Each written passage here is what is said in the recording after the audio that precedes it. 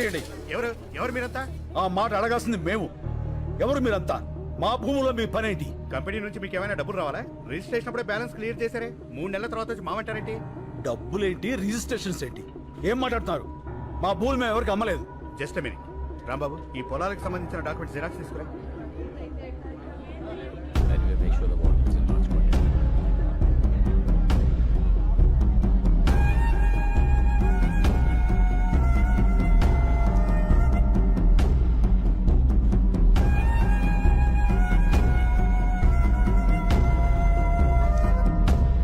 అమ్మకుండానే వేలు ముద్రలు వేశారా?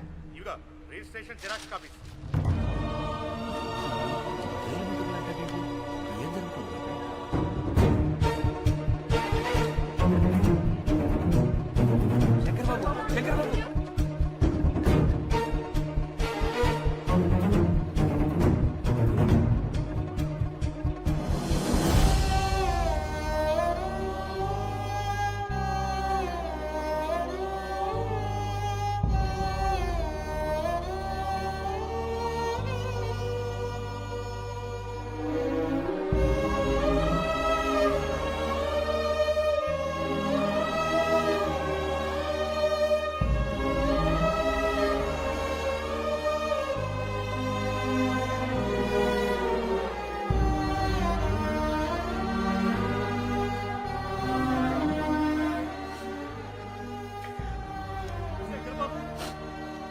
మీ ప్రొఫెసర్ స్నేహితులు కూడా మనల్ని మోసం చేశారు. వాళ్ళ మనుషులే. ఏంటిది శంకర్ బాబు, మనం ఇంకెవరిని నమ్మాలి? వీళ్ళెవరూ కాపురాలకు పుట్టలేదు, కార్పొరేట్ కంపెనీలకు పుట్టారు. ఎవరైనా అన్నం ముద్దలు తిని బతుకుతారు, వీడు శవాల వేలు ముద్దలు తిని బతుకుతున్నారు. వదిలిపెట్టాం. ఇంతమంది ప్రాణాలు తీసిన వీళ్ళెవరిని వదిలిపెట్టరు. దీనికోసం ఎంత దూరాన్ని వెళ్తా.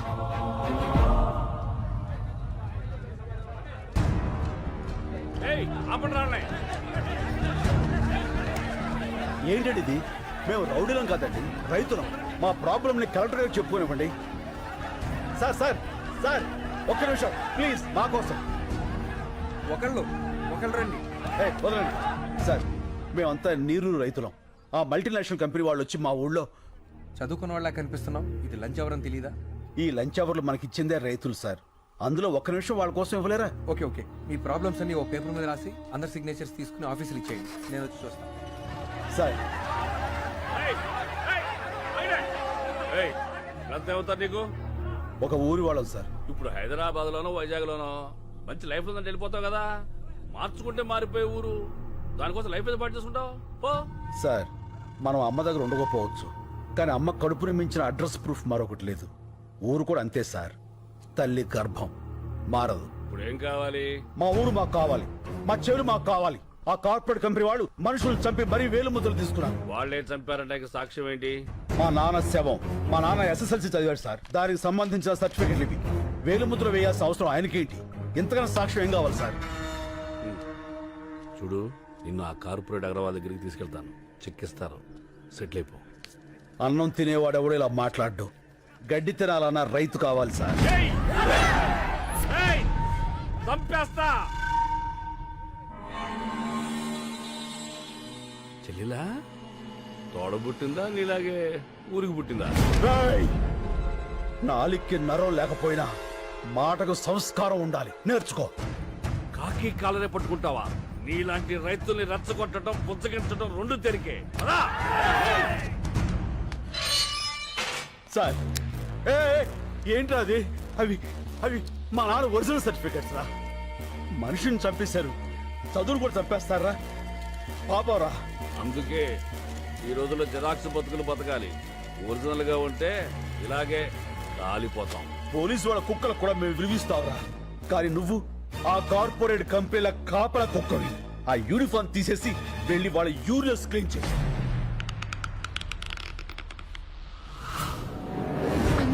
నా బిడ్డకేం కాదు కదా? ఏం కాదమ్మా.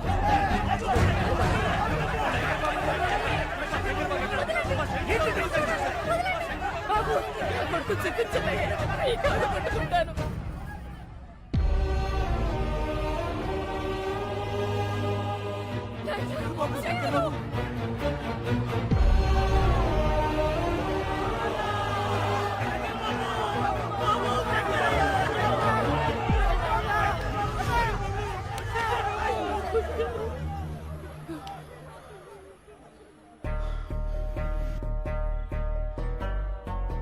మట్టి తడవటం మానకూడదు. నీళ్లతోనూ కన్నీళ్లతోనూ మట్టి మాత్రం తడవాలి. మన భూమి, మన ఊరు, మన నీరు ఎట్టి పరిస్థితుల్లోనూ వదలొద్దు. వీడు నన్ను చంపేసినా సరే అక్కడ విత్తు మొలవాలి, రైతు బతకాలి, బతకాలి, రైతు బతకాలి.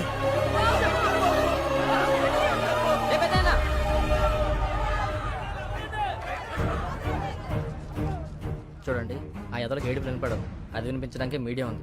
అదంటే చిన్న ఛానల్, ఎవరికి తెలియదు. పెద్ద పెద్ద ఛానల్స్ ఉన్నాయి, పెద్ద పెద్ద న్యూస్ పేపర్లు ఉన్నాయి. నెంబర్లు ఇస్తాను, వాళ్ళ కాంటాక్ట్లోకి వెళ్ళండి. లేదంటే శంకర్ని చంపేస్తాను. బాబు ఆ నెంబర్లు ఇవ్వయ్యా. దినప్రభ. నమస్కారం అండి, మేము నీరూరు రైతులు మాట్లాడుతున్నాము. చెప్పండి, ఏమైనా జరిగిందా?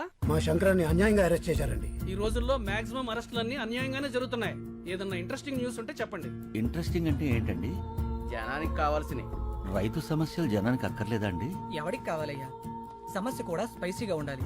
మంత్రి గారింటి మీద రాళ్ళేయండి, గంటకోసారి టెలికాస్ట్ అవుద్ది. రైతులందరూ కలిసి రైలు తగలబెట్టండి, 10 నిమిషాలకోసారి టెలికాస్ట్ అవుద్ది.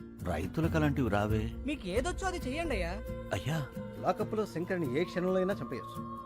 అదే కానీ జరిగితే ఫస్ట్ మాకే చెప్పండి, మీకు ఏ రేంజ్లో పబ్లిసిటీ ఇస్తామో చూడండి. మనం భూముల్ని కాపాడుకోవాలి, శంకర్ బాబుని కాపాడుకోవాలి. అది జరగాలంటే మన ఊరికి జరిగిన అన్యాయం దేశమంతా తెలియాలి. అన్ని టీవీల్ని పత్రికల వాళ్ళని మన ఊరికి రప్పించాలి. భూమిని నమ్మిన వాడి ఎడుపు భూమంతా వినపడాలి. అది జరగాలంటే మనం అనుకున్నదే చేయాలి. వాళ్ళ దృష్టిలో రైతు చేతకాని వాడే కావచ్చు, కానీ చేవ తెచ్చిన వాడు మాత్రం కాదు. ఆ రోజు వాళ్ళు తీసుకున్న నిర్ణయం మాస్ సూసైడ్, ఆత్మహత్యలు. నా పేరు రాజు, డిటీవీ రిపోర్టర్ని. ఆ సంఘటన రికార్డ్ చేసింది నేనే. ఆ రాత్రి వాళ్ళు వచ్చి బాటిలింగ్ కంపెనీ ఏరియాకి నన్ను తీసుకెళ్లారు. ఏమండి, వద్దండి, ఇది కరెక్ట్ కాదండి. మీకు దండం పెడతా, నా మాట వినండి. మా మతంలో ప్రాణం తీయటం, ప్రాణాలు తీసుకోవటం రెండు పాపమే, కానీ తప్పదు. మా ఊరి గురించి చావు తప్ప ఏదీ చెప్పదు. ఈ నీళ్లలో మా నెత్తురు కలుపుతున్నాం. ఫ్యాక్టరీనే మొదలైతే మీరు తాగేది రంగు నీళ్లు కాదు, ఆ రక్తపు నీళ్లు. మా శంకరాన్ని విడిపించండి, మా భూముల్ని మాకిప్పించండి. మా కన్నీళ్లను కూల్ డ్రింక్ లాగా మే ఫ్యాక్టరీని ఆపించండి. ఇది మా చివరి కోరిక. కోత కోసి రైతుకు సహాయం చేసి కొడవలి పీక కోసి సహాయం చేస్తుంది.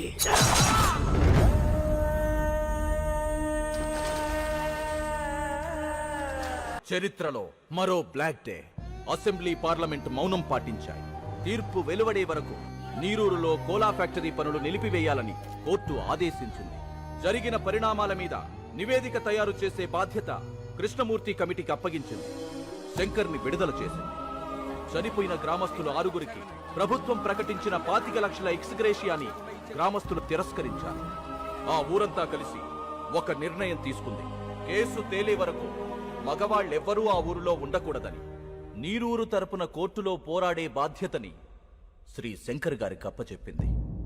కేసు నడిపించడానికి కావలసిన ఆర్థిక వనరులు శంకర్కి సమకూర్చడానికి రాష్ట్రాలు దాటి, దేశాలు దాటి కూలి పనులకు మగాళ్లంతా వెళ్లిట్లో పోరాడుతున్నాడు. ఇది జరిగి 3 ఏళ్లైంది. లక్షల కోట్ల నల్ల డబ్బున్న ఒక మల్టీనేషనల్ కంపెనీతో వేల రూపాయలు చూడని రైతు పోరాటం ఇంకా జరుగుతూనే ఉంది. ఇప్పుడు ఆ నీరూరు యువకులు ఎక్కడున్నారో, ఎలా ఉన్నారో చూద్దాం. శంకరన్న, బాగున్నావా? నేను రహీంని. చెన్నై రైల్వే స్టేషన్లో కంపార్ట్మెంట్లు క్లీన్ చేస్తున్నానన్నా. తొందరగా కేసు గెలిపించన్నా. మన ఊరు వచ్చి వ్యవసాయం చేయాలని చాలా ఆశగా ఉందన్నా. శంకరన్న బాగున్నావా? నేను ఇక్కడే వైన్ షాప్లో పనిచేస్తున్నా, ముంబై. ఇక్కడ అస్సలు మర్యాద లేదన్నా, కుక్కలా చూస్తున్నారు. నా వదిలే అన్నా, మనమే గెలుస్తాం కదా. అందరిని అడిగానని చెప్పన్నా. మా అమ్మకి అప్పుడప్పుడు ఫోన్ చేసి మాట్లాడుతుండన్నా. నువ్వు మాట్లాడితే తనకు ధైర్యంగా ఉంటుంది. అన్న, నేను గోవిందప్ప కొడుకుని. ఇక్కడ డ్రైనేజీలు క్లీన్ చేస్తున్నా. మట్టి తీసుకుని చేతులతో కుళ్ళి కడుగుతుంటే ఏడుపు వస్తుందన్న.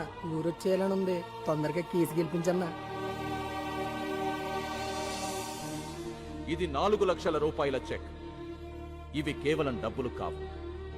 ఇలా ఎక్కడెక్కడో బ్రతుకుతున్న వాళ్ళందరూ కలిసి సంపాదించిన కన్నీళ్లు, వాళ్ళు పంపిన ఆశలు మా క్లబ్ ద్వారా కలెక్ట్ చేసి ఇప్పుడు శ్రీ శంకర్ గారికి అందజేస్తున్నాం. ఒక్క మాట ఒక ఊళ్ళో మగాళ్ళందరూ అమ్మా నాన్నల్ని భార్యా బిడ్డల్ని అక్కా చెల్లెల్ని అందరినీ వదిలేసి ఎక్కడో బతుకుతున్నారంటే శంకర్ ఉన్నాడన్న ధైర్యం, ఆ మనిషి మీద వాళ్లకున్న నమ్మకం. Mister Shankar, please. ఆ కాగితాలు మీకు ఎప్పటికీ రావని చెప్పమనమ్మా అన్న. మీ డబ్బు మీరు తీసుకోండి. హలో సార్, ఎక్కడికన్నా? పోలీస్ స్టేషన్కి. ఎందుకు? లొంగిపోతానురా. చాలా తప్పు చేశాను. ఆ శంకర్ గురించి తెలిసాక నేను ఇక్కడ ఉండటం కరెక్ట్ కాదు. హలో, ఏమైంది? ఓల్డేజ్ హోమ్లోకి రౌడీలు వచ్చి ముసలి కొడతారటన్నా. తిప్పరా ఆటోని.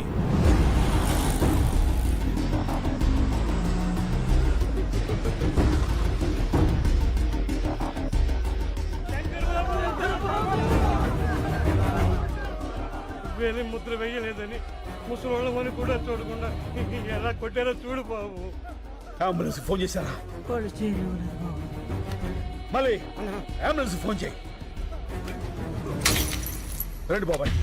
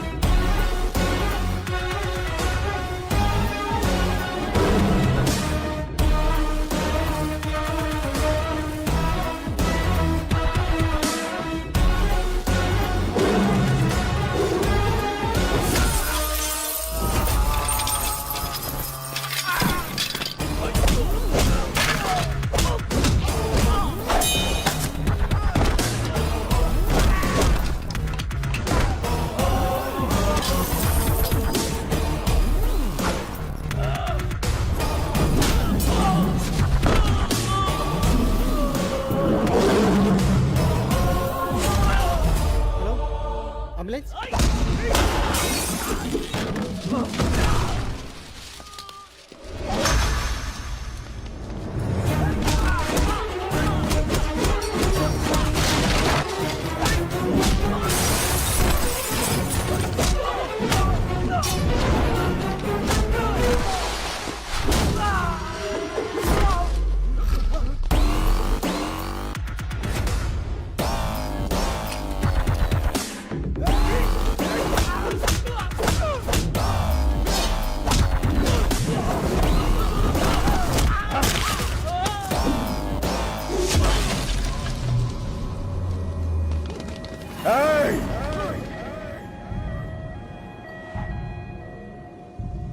మళ్ళీ అంబులెన్స్ ఎక్కించరా.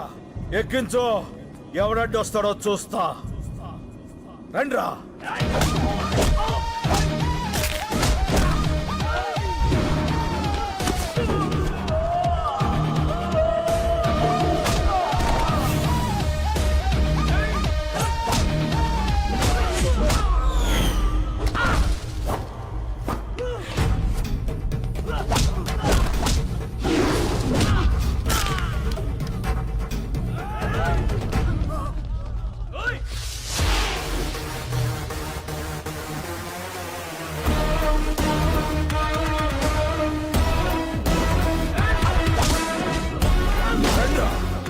రండి రండి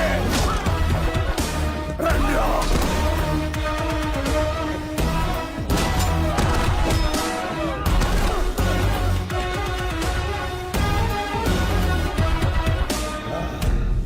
అన్నా, మనకెందుకన్నా ఈ గొడవలు?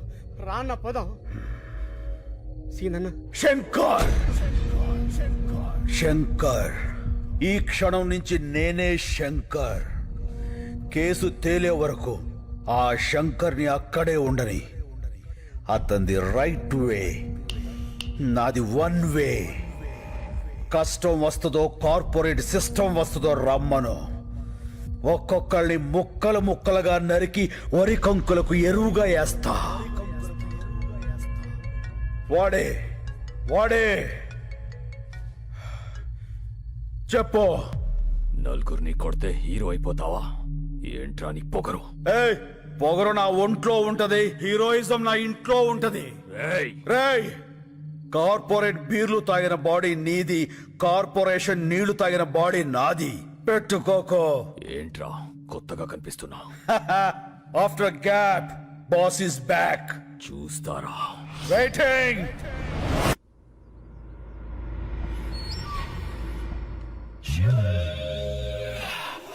వస్తా నాగేశ్వరరావు. అలాగే అన్నా